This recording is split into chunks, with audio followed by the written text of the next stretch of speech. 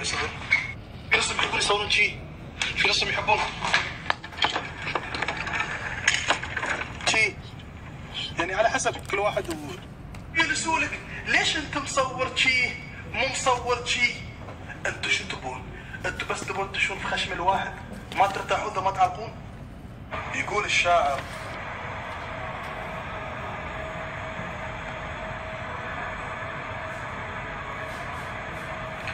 ربي يا ربي الفضول، يا ربي الفضول. مروان انت في اي فندق؟ اي فندق؟ الفندق اللي فيه شبريه. تعرفون بعد؟ كل مرة ما اقول الكلمة. الحين منو متفيج اخر ليل يسولف يا حبيبته هو شو اسمه؟ الو لبي شو ياك من وين يتكلم نفضه ما شو لبي لبي انكرشن. يا ربي اول الايام الريال كيف يكون رومانسي ذرب محترم كيوت، ولا يوم نمس يعني صوت نعيم وهن عيونه نعسات. ايش يخص عينك؟ من الحين اقول لكم مو بعد يطلع لي مروان حاسب يمكن في صغاريه يتابعونك يا مروان شو هالرمزه؟ بعطيك راشدي انتم صغيرونين يا يصيروا يردون على الفقراء، انتم تعلمون الصغاريه، ويوم تراونهم بوكاهانتوس ويوم تراونهم سندريلا اخر مشهد عادي او انها. قسم بالله العقليه عند البعض عقليه جاشع، يعني عيالنا يتعلمون، هي يوم تحط له مال والد ديزني ما يتعلم يتثقف. احنا ما رمسنا، تتكلم الريال ليش يعني يوم اخر ليل تدي نفضه يتلحف. ربي الحريم عليهن اسئله قمه السخافه. ايش كثر تحبني؟ احبك قد العشب اللي، ايش كثر قد الماي اللي، ايش كثر قد التراب اللي. والله لا تخلونهن يسألون يمكن تشلشل. ايش كثر تحبني؟ انطبينا حبك بتاني تو نازل من شاحنه عرقان. يلا خذوا انتوا اولنا قبل ما عندنا هالسوالف، الحرمه تظهر من بيت ابوها سيده على بيت ريله وهو بيس. صبر يا ولد الحلال خل نسولف زين جاملني مو على طول. زين يا ولد الحلال هيد كح تنحنح تكحكح سولف وياي نغزني صاصرني قول لي قصه مو بسيدي. يلا هو بيس حل الله. احنا صدعوبنا على الشياب الله يحفظهم. هي يقول لك هم ما عندنا هالرمسه قبل هالسوالف، عقب يقول لك إيه اجمل القصايد انقالت في الحرمه قبل. يا حبيبي شو فيك؟ عمي بابا يدي الله يخليك ركز، كنتوا تقولون تغازلون تحبون قبل ولا لا؟ هم يا حبيبي القصايد من وين؟ الحين انتوا خلوها كله هم هاي من وين يدنا احنا؟ احنا نعرف ان معناها عيب بس شو يعني هم؟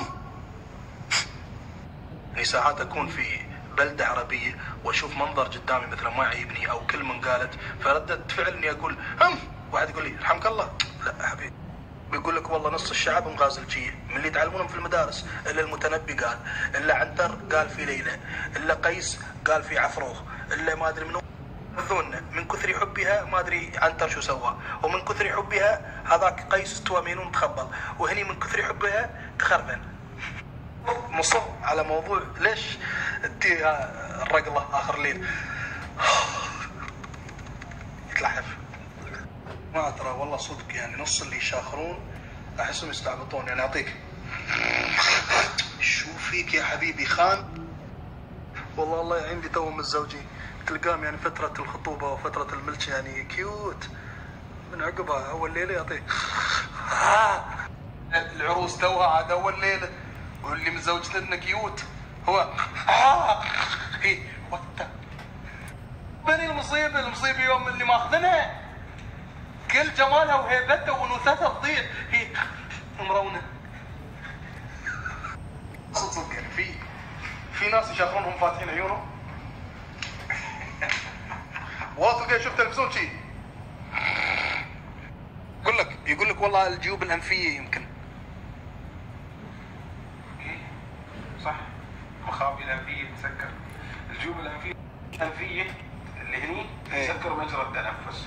فشو يستوي الانسان عنده الصعوبه في الشهيق والزفير. صحيح. يوم ياخذ الهواء يطلع عصور. هاي يسمونها اللحميه. والله شوف اللحميه جيوب انفيه كلها نفس الشيء، اهم شيء يكون عندك مشكله في الشهيق والزفير. شكرا دكتور علي سنقل. يو وين صار صديقنا علي سنقل؟ موجود ودكتور فله ما يطلع فلس كان فل. انا اتمنى يعني تكون في مصارحه ما بين الزوج والزوجه والخطيبين قبل الزواج، يعني ما يستوي هي تاخذ واحد اعطيها.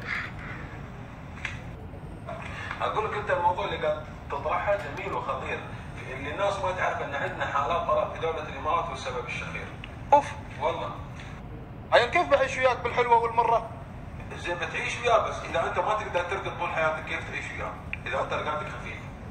ابوي يا اخي تصدق انا ما يخوفوني الا هايله، تلقى شي راقد.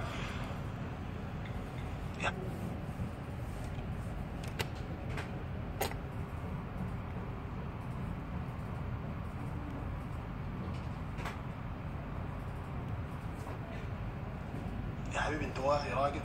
هو راقد. معلوماتك ايضا هذا يسمونه الاختناق الليلي، هاي معلومتي انا. ايه انا الطش واضح. ليش يعني تشاك في قدراتي الطبيه؟ معلوماتي. هاي بعد روحها سالفه. هاي شي قبل العرس تصير تشيك؟ هي تشيك عن الامراض الوراثيه مو عن الاخير. جيوب الانفيه. ابوي خلاص من شروط العرس ويا المهر اباريل من دون لا يشاخر. هي تبين وكاله انت مميزه. هاي روحها سالفه. وان الشخير سبب حالات طلاق. والله يسلمك عندنا وايد بعد. المشكله في الموضوع يا مروان اذا واحد رقاده خفيف، اذا انت رقادك خفيف مش على دقه باب على فتحه كذا، كيف بتروح تعاشر واحد يناخر اثنين؟ فهذه مصيبه. انت تعرف في ناس انا زين لازم يصارحون بعض قبل الزواج ولا شو السالفه؟ كيف يعني تصارح النخيل؟ انا احبك بس انا اخر. في ناس يا مروان عندهم مشاكل ثانيه وتسبب الطلاق وتافهه. ليش؟ لا انا اعرف واحد وصل لحالته الطلاق عشان مكيف، حالته ما تحب ترقد في المكيف، يلا تفضل. كيف؟ هي مواليد الاسكيمو هذاك ريله. الدوله بينك وبين خط الاستواء انش. وهي ما تحب المكيف. هي ما تحب المكيف، خلاص. خد تعيش في التنور. بس قصه حقيقيه. طلق ريله السبب ان ريله يحب يرقد على الازعاج، يحب تلفزيون شغال مطول عليه يرقد، وهي ما ترقد. عذرا لهذا الخلل. زين فريال يحب يرقد على الازعاج، هي ما تحب ترقد على الازعاج، في النهايه ما يوصلون لحد يرقدون في الليل، ما يحطون. هذا منكر ويورلع. هذا مو منكر، هذه واقع، هذا واقع احنا قاعدين نعيشه، لكن نستحي نقوله ونستحي صارت بعضنا قدام الناس، هذا موجود. اللي ما داني مكيف واكل اللي داني مكيف. وهذا اللي داني الحشره مره وحده قاعده تكلمني عن قصه ريلها عند الشخص اللي يستخدم ديودرنت ومعطرات. كيف اذا تقول له ليش ما تحط ديودرنت؟ يقول لها والله شو انا شد حالي انا مو بريان. يعني هو بالنسبه له هناك ريحته جرجير. كرم الله بالنسبه للرجوله هو يشوف ان الشخص اللي يستخدم كريمات او شيء هذا جاي، هو يشوف هالشيء، يشوف انه مو بريان. هذا كيف الحرمه تعيش فيها؟ ما يتطلق. اخونا ابن صويلح يقول في مشكله في النغاغه.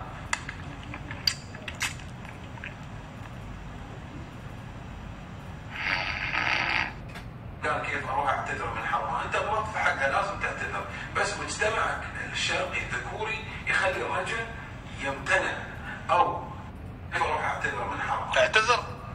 لا، في بعضهم يشوفون انتقاص من الرجل اذا اعتذر لمراه. هاي مصيبه عندنا.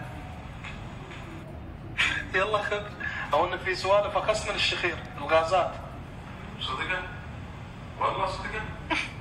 بالعكس هذا كلام سليم وهذا كلام شخص مثقف. والله شو زي راقد ايش عرفني شو الغازات اللي ظهر مني؟ يا اخي انت ممكن انك تروح تعالج نفسك اذا عندك مشكله غازات، ليش تقتل بنت الناس ازاي يمكن يا اخي؟ بنت الناس ما لازم تحمل بطرك الخايس ماكل الصابونه سقربوط وبطرك الخايس ما يستوي. هو راقد ايش قاعد يحس ان غازات؟ اللي عنده مشكله غازات يعرف انه عنده مشكله غازات. وفي شو يسوي؟ يجيب فلين يسد الثقوب؟ في دواء اسمه فحم النبات. فحم النبات يكون لون حتى البوكس اصفر ينباع في الصيدليات، تاكله هذا يطلع غازات. يطلع زي وانت راقد.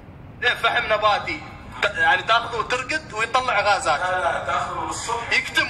لا انت تاخذه من الصبح يطلع غازات كل يوم، تجي بالليل ان شاء الله. يعني بنت الناس بتعيش ان شاء الله. ان شاء الله راح تصمد. لكن والله هي بعد ما تبى المكيف وهو يبى المكيف وهي فتتلحف فتختنق. الحياه الزوجيه فيها تنازلات. نعم. اذا انت تقدر تتنازل لمرحله انك تتعايش مع الشخص الاخر كان بها. عاش كانوا. اذا ما مساله المكيف، مساله الازعاج، ممكن تتغاضى عنها، يكون في حل وسط. لكن في مسائل كبيره صعب انك تتعايش مع شخص عاش كيف؟ مساله البخل، في ريايل يكون صدق بخل على بيته، بخل يعني يصرف على نفسه سفر وماركات يوميا عند اهله وعند حارته وعند بيته.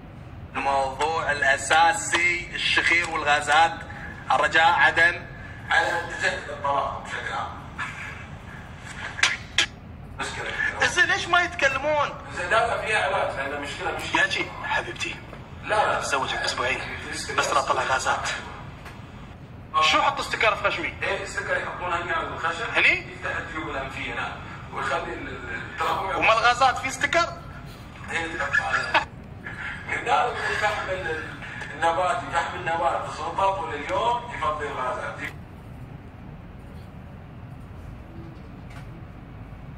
بالليل ان شاء الله ما في غازات باذن الله. ولا شو اسمه؟ مرغدوش. ايه مرغدوش زين. زين مرغدوش. ايه واذا قلت بطنك خايسه والله حلو والطفاسه والغازات والنخيل والشخير ما يطلع الا بالرياح. لا الحريم كيف بعد مو مقصرات؟ والله عظيم والله. يعني وحليله؟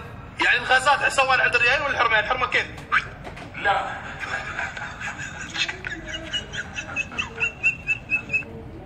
غازات والشخير شخير. بعد في شخير انواع وغازات انواع.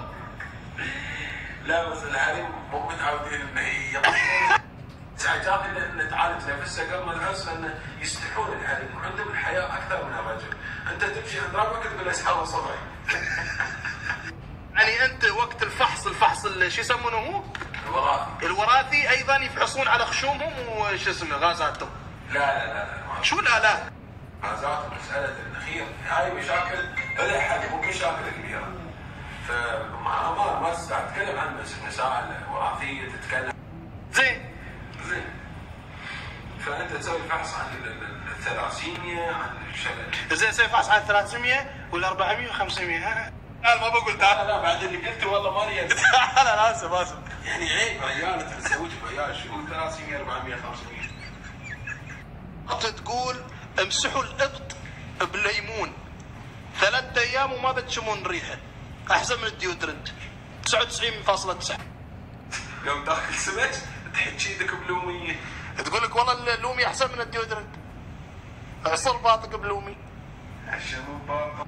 ما تبغى تحج باطك بليمون. حشيه بكا مو باط، سلطه جرجير بلومي.